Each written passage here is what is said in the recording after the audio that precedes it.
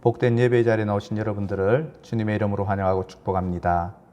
이제 다 함께 묵상 기도 드리심으로 우리를 이 복된 예배 자리로 불러주시는 성부, 성자, 성령 하나님 앞으로 묵상 기도로 나아갑니다.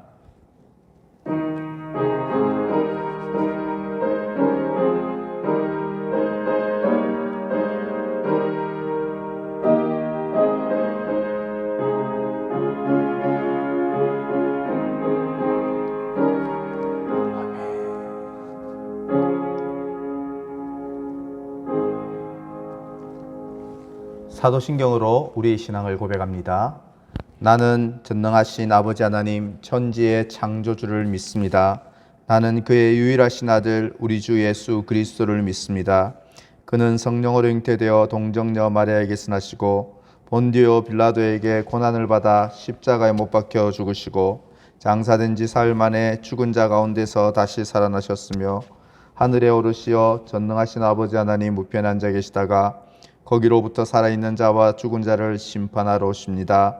나는 성령을 믿으며 거룩한 공교회와 성도의 교제와 죄를 용서받는 것과 몸의 부활과 영생을 믿습니다. 아멘.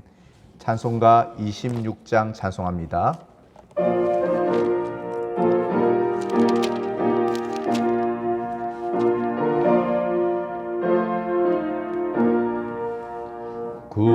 구세주를 아는 이들 찬송하고 찬송하세.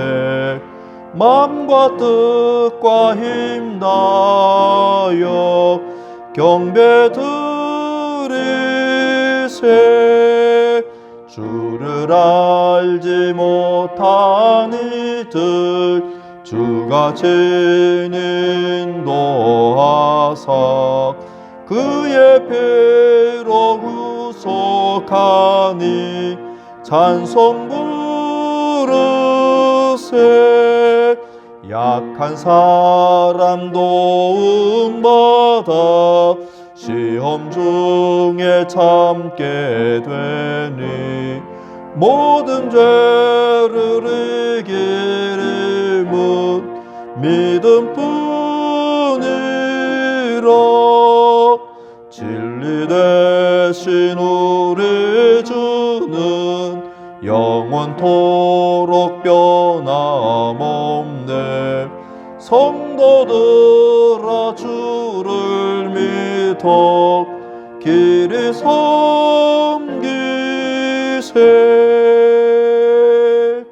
아멘. 교동문 30문입니다. 교동문 30문 시편 67편입니다.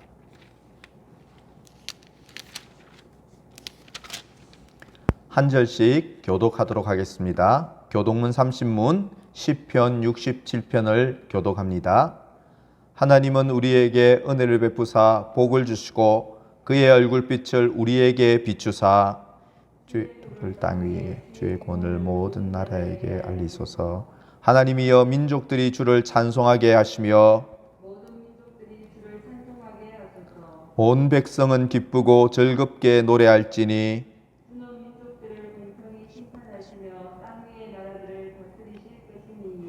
하나님이여 민족들이 주를 찬송하게 하시며 모든 민족으로 주를 찬송하게 하소서.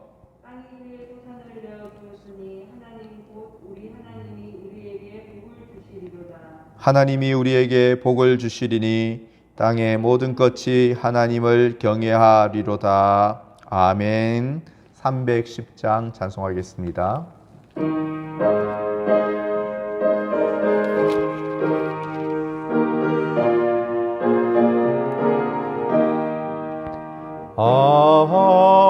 하나님의 은혜로 있을 데 없는 자 왜 구속하여 주는지 난 알 수 없도다. 내가 믿고 또 의지함은 내 모든 형편 아시는 주님 늘 보호해 주실 주실 것을 나는 확실히 아네. 왜 내게 굳센 믿음과 또 복음 주셔서 내 마음이 항상 편한지 난 알 수 없도다.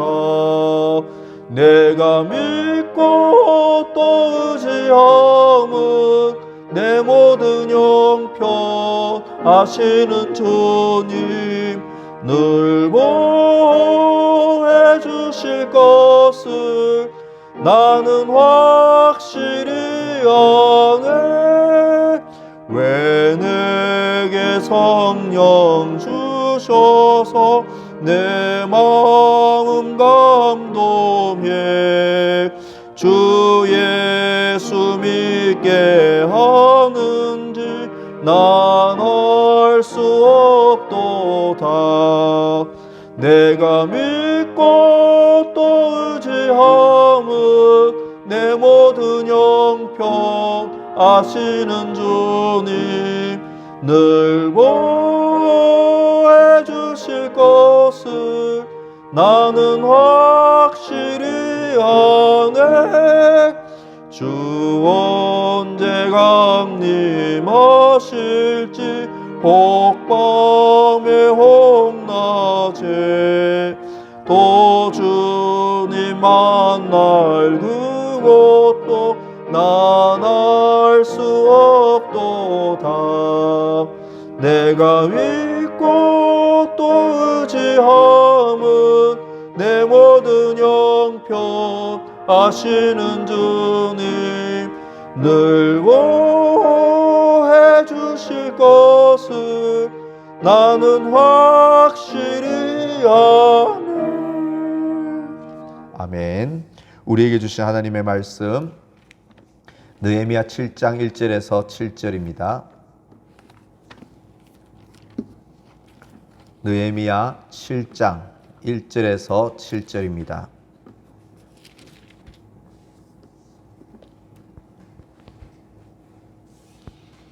느헤미야 7장 1절에서 7절 하나님의 말씀을 봉독하겠습니다. 하나님의 말씀을 들으십시오. 성벽이 건축됨에 문짝을 달고 문지기와 노래하는 자들과 레위 사람들을 세운 후에 내 아우 하나니와 영문의 관은 하나냐가 함께 예루살렘을 다스리게 하였는데 하나냐는 충성스러운 사람이요 하나님을 경외함이 무리 중에 뛰어난 자라. 내가 그들에게 이르기를 해가 높이 뜨기 전에는 예루살렘 성문을 열지 말고 아직 파수할 때 곧 문을 닫고 빗장을 지르며 또 예루살렘 주민이 각각 자기가 지키는 곳에서 파수하되 자기 집 맞은편을 지키게 하라 하였노니 그 성읍은 광대하고 그 주민은 적으며 가옥은 미처 건축하지 못하였음이니라. 내 하나님이 내 마음을 감동하사 귀족들과 민장들과 백성을 모아 그 계보대로 등록하게 하심으로 내가 처음으로 돌아온 자의 계보를 얻었는데 거기에 기록된 것을 보면 옛적에 바벨론 왕 느부갓네살에게 사로잡혀 갔던 자들 중에서 노임을 받고 예루살렘과 유다에 돌아와 각기 자기들의 성읍에 이른 자들 곧 스룹바벨과 예수아와 느헤미야와 아사랴와 라하메아와 나아마니와 모르드게와 빌산과 미스베렉과 비그웨와 느훔과 바나와 함께 나온 이스라엘 백성의 명수가 이러하니라. 아멘. 성도 여러분, 아파트, 주택, 상가 등을 매매할 때 가장 중요하게 고려해야 하는 사항이 무엇일까요? 요즘은 부동산 매매에 있어서 다음과 같은 신조어가 유행한다고 합니다. 역세권, 집에서 도보로 50분 거리에 지하철역이 있는 곳을 역세권이라고 합니다. 숲세권, 도심 속에서 숲을 조망할 수 있고 등산로, 공원이 인접한 곳을 말합니다. 슬세권, 슬리프로 카페, 도서관, 쇼핑몰 등의 편의시설들을 슬리프로 이용할 수 있는 곳을 슬세권이라고 합니다. 퀴즈입니다. 욕세권은 무엇일까요? 욕을 많이 먹는 아파트. 아파트로 욕을 많이 먹을수록 집값이 오르는 곳이 욕세권이라고 합니다. 어쨌든 이러한 항목들이 부동산의 가격과 가치를 결정하는 중요한 요소들입니다. 페르시아에서 고국으로 귀환한 느헤미야는 폐허가 되었던 예루살렘 성벽 재건 사업을 마침내 52일 만에 완성합니다. 그런데 건물만 세우면 모든 것이 끝난 것일까요? 그렇지가 않습니다. 건물, 즉 하드웨어를 갖추었다면 이제 그 하드웨어에 들어갈 내용, 곧 소프트웨어가 필요하다는 것입니다. 예루살렘 성의 가치는 단지 벽돌로 쌓아올린 건물의 웅장함, 하드웨어가 아니라 그 성 안을 가치 있는 것으로 채우는 소프트웨어에 의해서 건물의 가치가 결정된다는 것입니다. 느헤미야는 이제 성벽을 완공했습니다. 그리고 그 성벽 안에 과연 무엇을 채우고 무엇을 쌓아 올리고 있을까요? 코로나 바이러스로 교회의 중요한 기둥인 예배, 교제, 양육, 봉사, 전도 등 이러한 중요한 요소들을 2년째 제대로 시행하지 못하고 있습니다. 우리의 신앙이 점점 무력해지고 힘을 잃어가는 위기 상황으로도 볼 수 있습니다. 더 늦기 전에 회복해야 합니다. 더 늦기 전에 우리가 회복하고 재건해야 할, 다시 쌓아올려야 할 신앙에는 과연 무엇이 있는지 본문을 중심으로 몇 가지 교훈을 상고해 보겠습니다. 우리가 회복하고 재건해야 할 첫 번째 신앙은 첫 번째, 예배를 재건하는 일입니다. 리빌딩 워십, 예배를 재건하는 것. 성벽 재건 사업은 52일 만에 완성되었습니다. 하지만 주변 대적들의 위험은 여전했기 때문에 항상 대비가 필요합니다. 성을 관리하고 지킬 사람이 필요했습니다. 본문 1절 보십시오. 성벽이 건축됨에 문짝을 달고 문지기와 노래하는 자들과 레위 사람들을 세운 후에, 문지기, 노래하는 자, 레위 사람들, 이 세 부류는 거의 관용구처럼 같이 나오는데 이 세 부류는 모두 성전을 관리하고 하나님께 봉사하는 레위 지파 사람들이었습니다. 여기서 레위 사람은 오늘날로 치면 교역자, 예배를 집례하는 목사와 교육자를 가리킵니다. 노래하는 자들은 찬양팀이나 성가대원을 가리킵니다. 그리고 문지기는 성의 10개의 문을 지키는 자들이었는데 오늘날로 치면 예배 안내위원과 같습니다. 성의 문을 지키는 자들이 있었기 때문에 하나님께 성 안에서 백성들이 안심하고 예배 드릴 수 있었기 때문에 이들은 예배 안내위원과도 같습니다. 이처럼 느헤미야가 성벽 재건을 완성한 이후에 성 안에 세우고자 했던 가장 우선적인 일, 가장 우선적인 가치는 바로 무너진 예배를 재건하고 잃어버린 예배를 다시 세우는 일이었습니다. 느헤미야가 왜 성벽을 완공한 후에 왜 제일 먼저 예배자를 선정할까요? 왜 제일 먼저 예배를 세우고자 했을까요? 시편 127편 1절을 우리 찾아서 같이 읽도록 하겠습니다. 시편 127편 1절. 시편 127편 우리 1절 다 함께 우리 합독하도록 하겠습니다. 여호와께서 집을 세우지 아니하시면 세우는 자의 수고가 헛되며 여호와께서 성을 지키지 아니하시면 바수꾼의 깨어있음이 헛되도다. 아멘. 아무리 튼튼하게 성을 지었다 할지라도 그 성 안에 우리의 가족, 직장, 사업, 건강, 생명을 안전하게 보호하고 지키는 분이 성벽이 아니라 하나님이심을 믿었기 때문에 느헤미야는 제일 먼저 하나님을 위한 예배를 다시 쌓고 재건했던 것입니다. 성경을 알기 쉽게 문답 형식으로 정리한 장로교의 신조인 웨스트민스터 소교리 문답 제1문 내용은 이렇습니다. 여러분들은 화면을 보시면서 제1문을 다 같이 읽도록 하겠습니다. 시작. 인간의 가장 우선되는 목적은 무엇입니까? 인간의 가장 우선되는 목적은 하나님을 영화롭게 하고 하나님을 영원히 즐거워하는 것입니다. 하나님을 영화롭게 하는 것, 하나님을 사랑하고 즐거워하는 것은 곧 예배입니다. 우리의 삶의 목적은, 우리가 살아가는 존재 이유는 바로 하나님을 예배하도록 우리는 지음을 받았고 부름을 받았습니다. 예배란 나의 인생, 내 가정, 자녀 양육, 결혼 생활, 일, 건강, 심지어 죽음까지도 하나님이 내 삶의 주님이시고 중심이라는 것을 시인하고 그 하나님께 합당한 영광을 돌리는 가장 가치 있는 일이 바로 우리가 드리는 예배입니다. 20세기 최고의 신학자라고 불리는 칼 바르트는 예배의 중요성을 이렇게 말했습니다.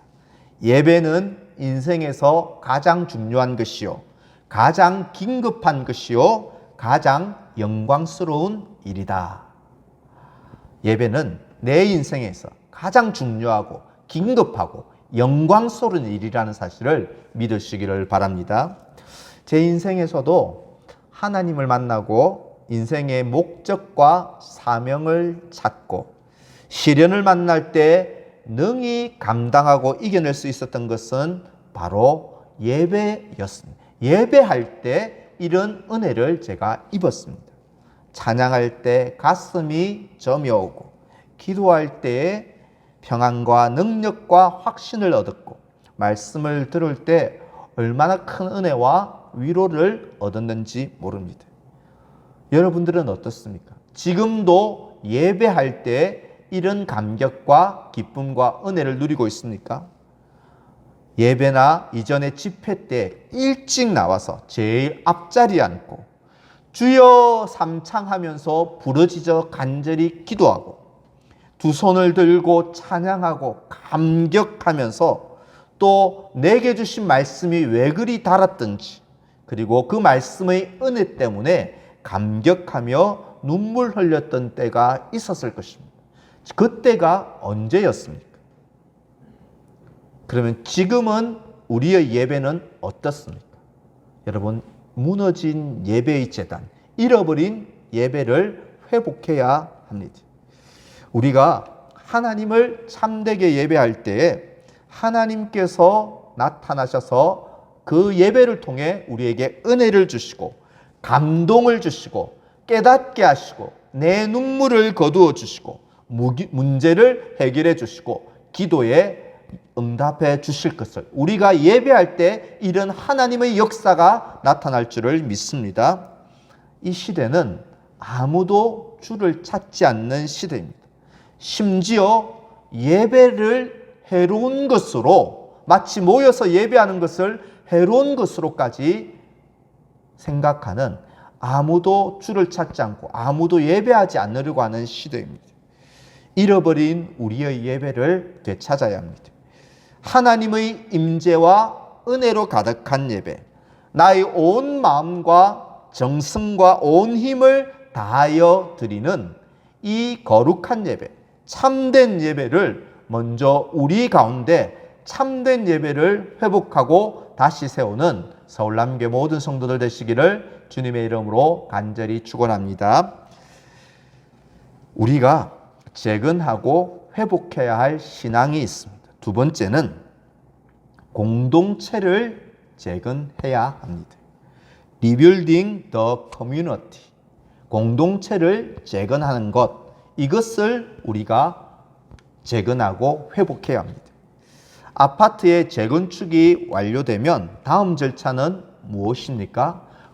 아파트가 완공되었으면 이제 주민들이 입주하는 것이 그 다음 절차입니다. 예루살렘 성벽 재건축 사업이 끝이 났습니다. 하지만 문제가 남아 있습니다. 본문 4절을 보십시오. 그 성읍은 광대하고 그 주민은 적으며 가옥은 미처 건축하지 못하였음이니라.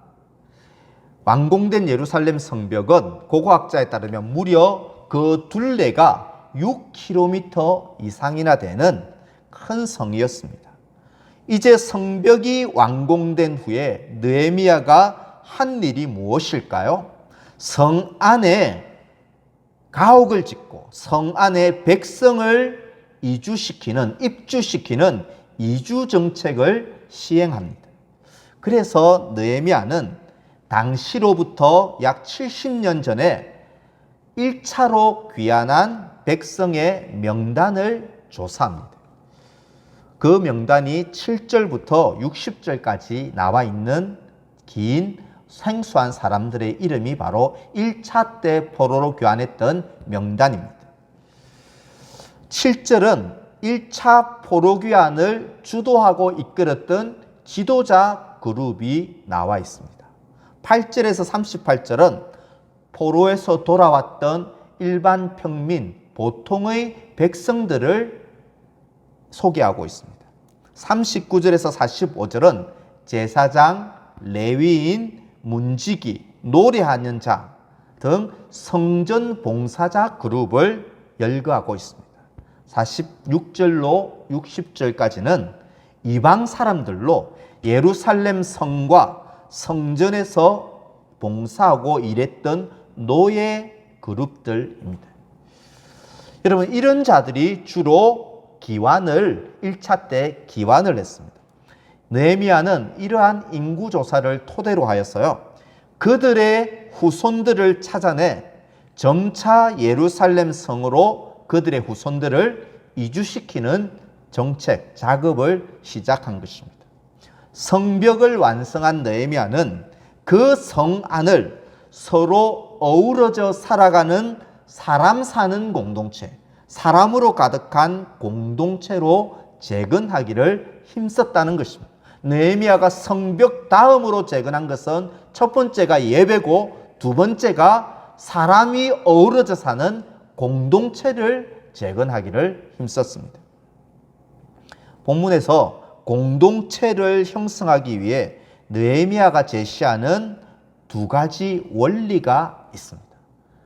우리의 모임 가운데 공동체성을 이루기 위해서 느헤미야가 제시하는 두 가지 원리를 주목해야 합니다. 공동체성을 형성하려면 첫째는 각자에게 주신 은사와 직분과 임무에 충성하는 일이 공동체성을 형성하는 것입니다.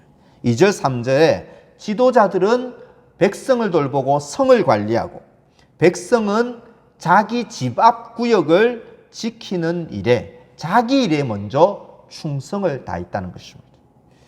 이렇게 모두가 각자의 위치에서 맡은 임무와 일과 역할과 직분에 충성할 때 그 공동체는 하나됨을 이루게 되는 것입니다. 두 번째 원리는 연약하고 비천한 자들을 용납하고 사랑으로 하나 되기를 힘쓸 때에 공동체성을 이룰 수 있습니다. 앞서 말했던 것처럼 46절에서 60절은 느디딤 사람들과 솔로몬의 신하 자손들이 등장하고 있습니다. 느디딤 사람들은 성전에 허드렛 일을 하였던 노예들입니다. 우물에 물을 깃고 나무 장작을 패는 허드렛 일을 했던 이방 노예들이 바로 느디딤 사람들이었고, 솔로몬 신하의 후손들은 왕궁의 잡단 일을 하는 노예들로서 이들 대부분은 전쟁 포로로 끌려온 이방인들이 바로 느디딤 사람들과 솔로몬의 신하들이었습니다. 느헤미야는 비천한 이방인 노예들도 당당하게 예루살렘 성 안에 거주할 수 있는 하나님의 백성으로 받아들이고 용납하고 서로 사랑으로 하나 되기를 힘썼던 것입니다. 이처럼 나와 다른 지체, 나보다 더 연약한 지체를 배척하지 않고 주님이 나를 용서하시고 용납하셨듯이 내가 먼저 용납하고 희생하고 격려하고 사랑으로 품어줄 때 그곳에 진정한 어우러지는 사랑의 공동체, 하나 되는 공동체가 형성되는 것입니다.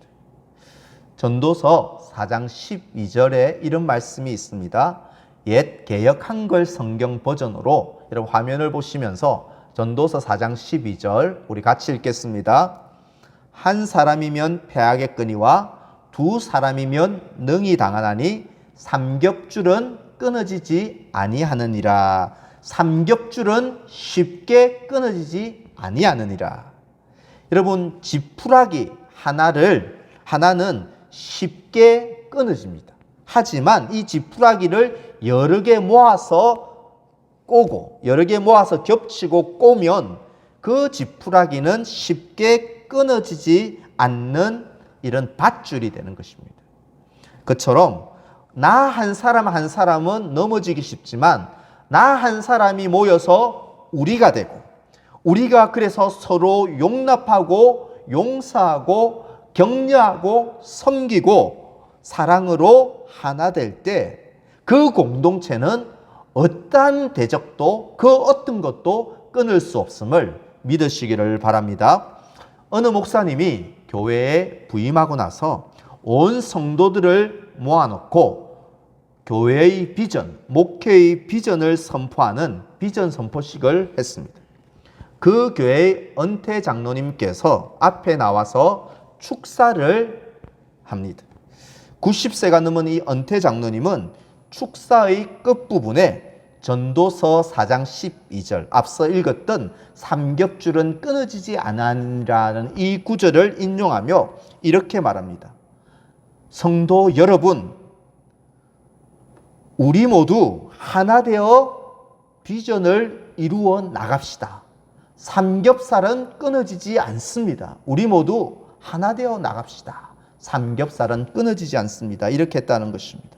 성도 여러분, 삼겹줄은 쉽게 끊어지지 않을 줄 믿습니다. 코로나 바이러스가 2년째 계속되면서 새로운 신앙, 새로운 교회 유형이 속속 나타나고 있습니다.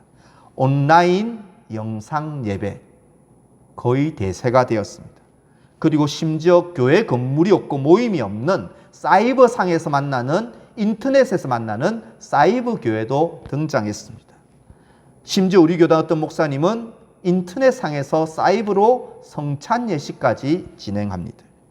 심지어 인공지능을 가진 로봇, AI 목사, AI 설교자까지 등장했고요. 한 신학대학 교수는 AI 설교자가 꼭 나쁜 것만은 아니다. 이렇게까지 이야기하기도 했습니다. 여러분, 우리 주변에 속속 드러나는 이런 새로운 신앙 유형, 특별히 사이버 신앙의 맹점이 있습니다. 그 맹점은 성도의 교제가 없다는 것입니다. 공동체가 없다는 것이 큰 맹점입니다. 우리 고신교당 총회 헌법의 예배 지침에 이렇게 예배 지침은 말합니다. 제1조, 교회란 예수 그리스도의 공로로 구원받고 그리스도인들이 모여 하나님을 예배하는 공동체이다. 모여 예배하는 공동체가 교회입니다. 제4조, 주일은 공동회집으로 모여 예배하는 것이 신자의 기본적인 의무이다. 모이는 것이 바로 공동체를 이루는 것이 하나님이 기뻐하시는 일이라는 것입니다. 성도 여러분, 신자가 된다는 것은 공동체를 떠나서는 할 수 없는 일입니다. 비록 우리 공동체 안에 연약함이 있고 문제가 있고 말로 다 할 수 없는 아픔이 있어서 때로는 공동체 속에서 상처를 주고받기도 하지만 우리가 그럼에도 그 연약한 공동체임에도 예수 안에서 서로 만나고 공동체로 만날 때 그 속에 두세 사람이 모인 그곳에 하나님이 임재하시고 그 공동체 속에서 하나님의 역사와 나타남과 일하심을 보게 될 줄 믿습니다. 여러분, 그렇기 때문에 모이지 않으면 신앙이 성장할 수 없습니다. 모이지 않으면 하나님을 깊이 경험할 수 없습니다.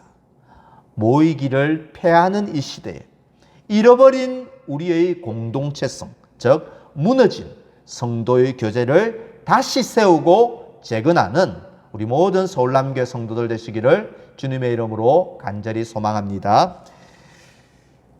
마지막으로 우리가 회복해야 할 세 번째 신앙의 요소는 헌신을 재건하라. 헌신을 재건하는 일입니다. Rebuilding devotion. Rebuilding devotion. 헌신을 재건하는 것. 포로에서 1차로 귀환한 백성들은 모두 몇 명이 귀환을 했을까요? 본문 66절을 보십시오. 온 회중의 합계는 42,360명이요. 1차로 포로에서 돌아온 백성들이 있었는데 모두 42,360명이 페르시아의 포로지에서 고국으로, 고향으로 돌아왔습니다. 여러분, 근데요, 그 이전에 성경의 여호사밧이라는 왕 때에 유다의 성인 남성 인구수가 약 100만 명이 넘었습니다. 남성 성인의 인구수가 100만 명이 넘었습니다. 여성과 아이들을 포함하면 좋기 유다 백성들의 당시의 인구는 최소 300만 명 이상이 넘었을 것입니다.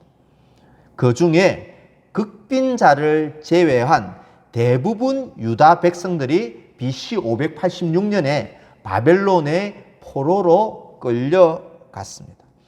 그러한 사실에 비추어 보면 최소 몇십만 명에서 최대 100만 명 이상이 당시에 포로로 끌려가고 포로로 잡혀갔을 것입니다.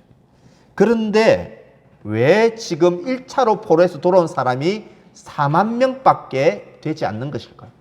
최소 몇십만 명에서 최대 몇백만 명까지 끌려갔었는데, 자, 이제 마음껏 고국으로 돌아와도 됩니다. 페르시아 왕이 귀환 조처를 내렸을 때 왜 4만여 명밖에 고국으로 돌아오지 않았을까요? 페르시아 제국 내에 오래 정착하면서 집도 짓고 재물과 재산도 모으고 평안을 누리고 있던 다수의 유대인들은 그 모든 영예와 안정된 삶을 포기하고 폐허가 되어 있는 고국 예루살렘으로 돌아오기를 꺼렸던 것입니다. 지금 내가 이렇게 여기서 안정된 삶을 살고 있는데 굳이 고국으로 돌아가 개고생하기를 싫어했던 것입니다. 하지만 여기 생소한 이름으로 등장하는 그 4만여 명의 귀환자들은 이런 페르시아에서의 안정된 삶을 포기하고 하나님의 역사를 위하여 자신을 기꺼이 헌신하여서 그 페르시아에서 예루살렘 약 1600km나 되는 그 거리를 그의 몸을 헌신하여 이끌고 와서 성전을 세우고 성벽을 재건하는 일에 자신을 헌신한 사람들이 이 극소수의 4만여 명이었습니다. 이처럼 오늘 본문의 느헤미야가 포로에서 돌아온 사람들, 특별히 생소한 이름들을 길게 기록하는 이유는 무엇 때문일까요? 성벽 재건의 역사, 즉 하나님의 위대한 역사는 이러한 이름도 없는 평범한 사람들의 헌신으로 이루어진다는 것을 우리에게 가르쳐 줌이 아닐까요? 하나님의 일은 평범한 사람들의 헌신으로 이루어짐을 교훈하고 있는 것입니다. 사회적 거리두기 4단계에서 보건당국의 행정명령, 행정지침에 이런 조항들이 있습니다. 제가 그 공문을 구청을 통해서 받았는데요. 그 구청의 행정지침에 보면 이런 내용이 있습니다. 대면 예배 10% 미만만 허용, 큰 소리 찬양 금지, 중창, 성가대, 찬양팀 금지, 모임과 소그룹 모임 금지, 성경 공부 금지, 식사 제공 금지, 기도회 및 통성기도 금지, 이러한 세부 지침들이 내려왔습니다. 이 외에도 행정명령을 알지라도 교회의 봉사활동, 노방전도, 그리고 연합회 등 이 모든 것들이 금지되거나 대부분 중지되었습니다. 여러분, 제가 비판하는 것이 아니고요. 사실 방역당국의 이런 행정명령 이전에 주를 향한 우리의 마음이 이미 헌신을 중지하고 있지는 않았습니까? 주를 향한 우리의 헌신을 뒤로 물러서고 주저앉는 것, 여러분, 행정당국의 명령이 문제가 아니라요, 주를 향한 우리의 마음이 주저앉고 헌신을 포기한 우리가 문제라는 것입니다. 여러분, 헌신이 사라진 성도 한번 생각해 보십시오. 아무도 주를 향해 헌신하지 않는 교회를 한번 상상해 보십시오. 헌신이 사라진 이 기독교의 미래는 어떻게 되겠습니까? 5년 뒤, 10년 뒤 아무도 헌신하지 않으면 우리 교회는, 과연 우리 자녀들이 남아있겠습니까? 청년들이, 자녀들이 남아있겠습니까? 헌신이 사라진 교회, 헌신이 사라진 기독교회는 미래가 없고 소망이 없는 것입니다. 오래전 미국 필라델피아 외진 곳에 조그만 교회가 세워졌습니다. 예배당이 너무 좁아서 그 교회는 어른들 우선으로 예배를 드렸습니다. 만약 어린아이가 오면 그 어린아이에게는 번호표를 주며 예배당 자리가 비면 순서대로 부르겠다라고 약속하고 그 어린아이를 집으로 돌려보냅니다. 교회의 연락을 손꼽아 기다리던 한 소녀가 있었습니다. 예배를 드리고 싶어서 교회가 연락만 오기를 기다리던 그 소녀가 그 꿈은 이루지 못한 채 가난과 질병으로 죽고 말았습니다. 죽은 소녀의 베개 밑에 목사님께 쓴 편지 한 장과 작은 57센트의 돈이 들어 있었습니다. 목사님, 저는 교회 가서 너무 예배하고 싶었지만 예배당이 너무 좁아 자리가 나기를 기다리는 한 아이입니다. 제가 먹고 싶은 것 아끼고 모은 이 돈을 드리니 이 돈으로 큰 예배당을 지어서 모든 아이들도 자유롭게 함께 예배할 수 있게 해 주세요, 목사님. 이 편지가 목사님께 전달됐고 목사님이 성도 장례식장에서 온 성도들에게 읽어주었습니다. 이 소녀의 작은 헌신에 감동받은 교인들은 자발적으로 자신의 돈을 헌금하고 헌신하여 그 교회는 큰 교회와 멋진 교육관을 지어서 입당 예배를 드렸습니다. 57센트의 기적은 근데 여기서 끝나지 않았습니다. 그 소년의 헌신이 전역에 소문이 나면서 많은 도네이션, 즉 기부자들이 일어났고 주위의 극빈자들을 무료로 치료해주는 선한 사마리아 병원이 그 기부자들의 헌금으로 병원이 건립되었습니다. 한 소녀의 적은 57센트 헌신과 헌금이 큰 기적의 역사를 이루어 저 유명한 미국의 템플 대학교 설립의 기초가 되고 원동력이 되었다는 그런 이야기입니다. 작은 헌신이 큰 위대한 일을 하고 기적을 만들 수 있다는 것을 믿으시기 바랍니다. 요한복음 12장 24절 우리 같이 읽겠습니다. 요한복음 12장 24절 다 함께 합독합니다. 내가 진실로 진실로 너희에게 이르노니 한 알의 밀이 땅에 떨어져 죽지 아니하면 한 알 그대로 있고 죽으면 많은 열매를 맺느니라. 아멘.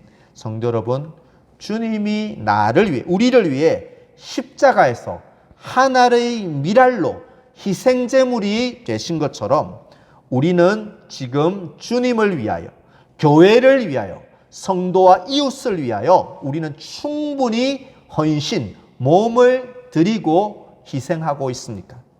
주님은 지금 평범한 삶에서 우리의 충성과 헌신을 기다리고 계십니다. 하나님 나라를 위해, 주의 몸된 교회를 위해, 이웃과 세상을 위해 물질의 헌신, 중보 기도의 헌신, 봉사와 섬김의 헌신, 복음 전도의 헌신, 이웃 사랑의 헌신을 드리는 성도들이 되시기를 간절히 소망합니다. 나는 지금 많이 헌신했습니다. 이제는 쉬고 싶습니다. 이제는 편하게 그냥 살고 싶고 편하게 믿고 싶습니다가 아니라 주님 제게 은혜 주시고 건강 주시고 기회 주실 때 더 헌신하겠습니다. 하나님 제가 여기 서 있습니다. 저를 마음껏 사용해 주십시오. 이렇게 더욱더 하나님 나라와 주의 일에 힘쓰고 더 충성하고 헌신하는 저와 여러분들 다 되시기를 간절히 소망합니다. 예루살렘 성벽이 52일 만에 완공되었습니다. 공사 이후에 느헤미야가 성 안에 세워야 할 소프트웨어, 가치 있는 일은 무엇이었을까? 코로나 바이러스로 우리의 신앙이 위협받고 점점 약해지고 무너지는 이 시대에 우리가 쌓아 올려야 할 것, 우리가 재건하고 우리가 회복하고 그래서 다음 세대에 물려줘야 할 신앙 유산이 있다면 무엇이 있을까요? 첫째, 무너진 예배를 재건해야 합니다. 두 번째, 성도의 교제와 공동체를 재건해야 합니다. 세 번째, 헌신을 재건해야 합니다.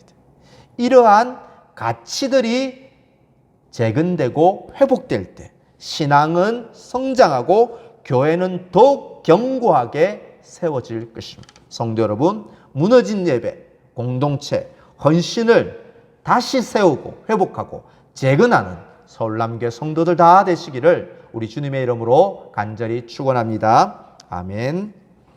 이 시간에 주신 말씀 붙잡고 그 자리에서 큰 소리로 말고 조용한 소리로 우리 한 1, 2분 정도 합심해서 기도합시다. 힘을 잃었습니다. 점점 무너지고 있는 우리의 신앙, 우리의 영성, 주를 향한 마음을 주여 회복시켜 주옵소서. 하나님 임재로 가득한 예배를 회복하게 하여 주옵소서. 모이기를 피하는 이 시대에 성도의 교제, 즉 공동체가 회복되어지기를 원합니다.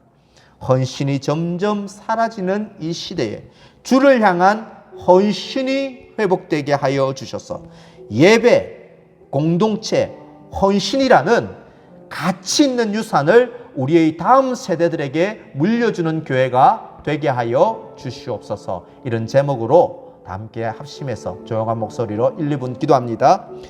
하나님 아버지, 하나님 아버지, 이 시간 우리가 무너져 있습니다. 점점 약해지고 있습니다. 하나님, 아무도 예배하지 않고 주를 찾지 않는 이 시대에 이제 우리가 다시 하나님을 찾고 예배자의 자리에 서기를 원합니다. 아무도 모이려고 하지 않는 이때 우리가 다시 한번 공동체성을 붙잡고 함께 모여 사랑과 생활 격려 예배하기를 원합니다. 아무도 헌신하지 않으려고 하는 이때에 편하게만 믿으려고 하는 이때에 주를 향하여 교회를 향하여 하나님 나라를 향하여 하나님 몸을 드리며 물질과 중보 기도와 아버지의 봉사의 헌신을 다하기를 소망합니다. 주여 도와주시옵소서. 그리하여서 이 귀한 가치들 우리의 교회를 채우고 있는 예배와 공동체와 헌신의 가치를 우리와 청년들과 다음 세대와 자녀들에게 물려주고 그래서 오늘보다 내일이 더 아름답고 견고한 우리 교회가 될 수 있도록 도와주시옵소서.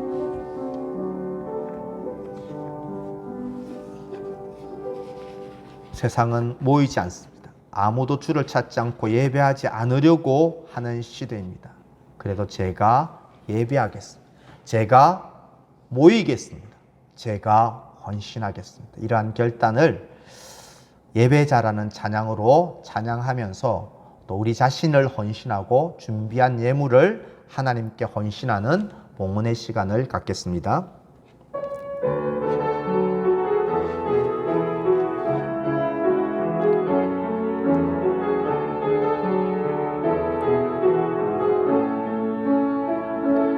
아무도 예배하지 않는 그곳에서 주를 예배하리라. 아무도 찬양하지 않는 그곳에서 나 주를 찬양하리라. 누구도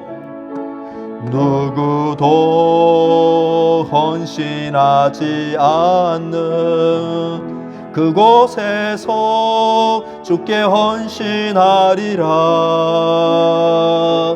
누구도 증거하지 않는 그곳에서 나 주를 증거하리라.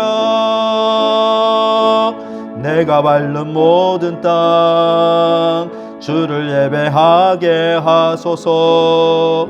주의 보혈로 덮어지게 하소서. 내가 선 이곳 주의 거룩한 곳 되게 하소서. 주의 향기로 물들이소서. 내가 밟는 모든 땅 주를 예배하게 하소서. 주의 보혈로 덮어지게 하소서. 내가 선 이곳 주의 거룩한 곳 되게 하소서. 주의 향기로 물들이소서. 아멘.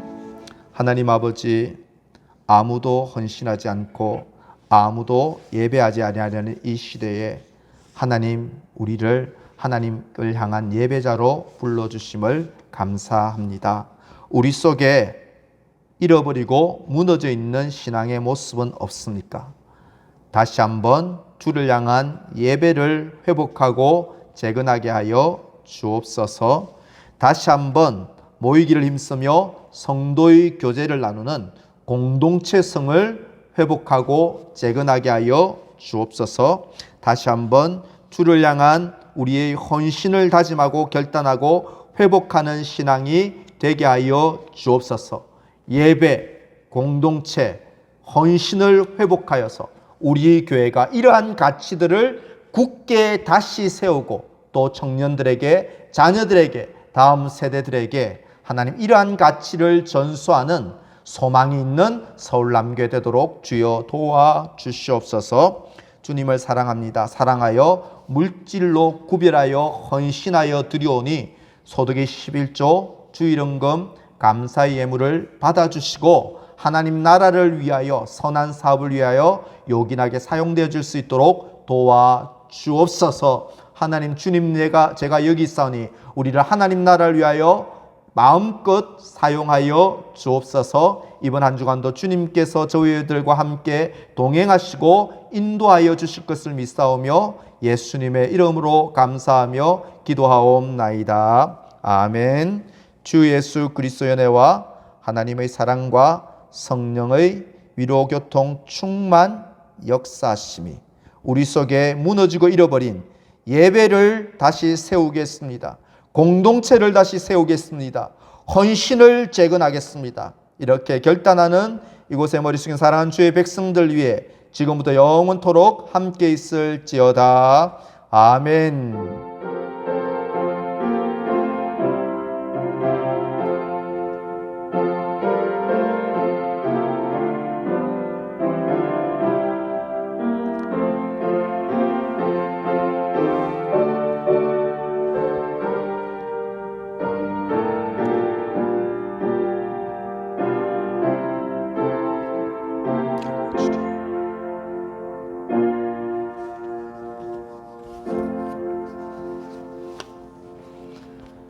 주변에 있는 교회 소식란을 잠시 참조해 주시기 바랍니다. 주일 예배를 계속 안내합니다.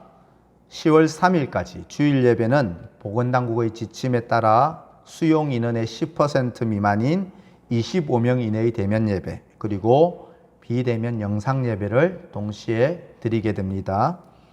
하지만 성도 여러분들은 가급적이면 함께 모여서 예배하는 신자의 의무를 다해 주시면 감사하겠습니다. 예배의 온전한 회복을 위해서 목장별 의무 참석을 공지합니다. 오늘은 3, 4, 6 목장이, 그리고 다음 주 26일은 1, 2, 5 목장이 목장 식구들이 서로 연락해서 꼭 현장에 나와서 함께 모여 예배 참석해 주시길 바랍니다. 명절 예배와 기도회를 안내합니다. 명절 가정예배 순서지가 나왔습니다. 또 이렇게 교인 카톡방에 공유를 하도록 하겠습니다. 명절 가정예배 순서지를 활용하셔서 명절에 온 가족이 하나님을 예배하는 시간을 꼭 가지시기를 바랍니다. 명절 기간인 연휴 기간인 20일 월요일부터 22일 수요일까지는 교회 새벽 기도는 휴회합니다. 개인 기도로 대체해 주시기 바랍니다. 저희 교회는 엔젤 글로브 팀과 같이 공동으로 사역을 협력하고 있습니다. 재능 섬김 클래스 계속되고 있는데요. 매주 토요일에 진행되고 있는데 관심을 가져주시고 많이 참여해 주시길 바라고요. 새로운 또 우리 신설 클래스도 많이 관심을 가지고 참여해 주시면 감사하겠습니다. 동양화와 보컬이 있습니다. 문의는 이동숙 전사에게 해주십시오. 2021년 하반기 성경 로마서 필사하기 운동을 실시합니다. 10월 31일까지 꼭 마감이고요. 손으로 쓰시든지 한글 타자나 영문 타자로 쓰셔서 제출하시면 되고요. 제출하신 분에게는 소정의 선물을 드리도록 하겠습니다. 이제 내일부터 명절 연휴입니다. 시험에 들지 않도록 기도하시고 또 오고 가는 교통편에 하나님의 은혜가 여러분들에게 함께 하시기를 기원합니다. 예배를 마쳤습니다. 한 주간도 주님의 평강이 함께 하시기를 기원합니다.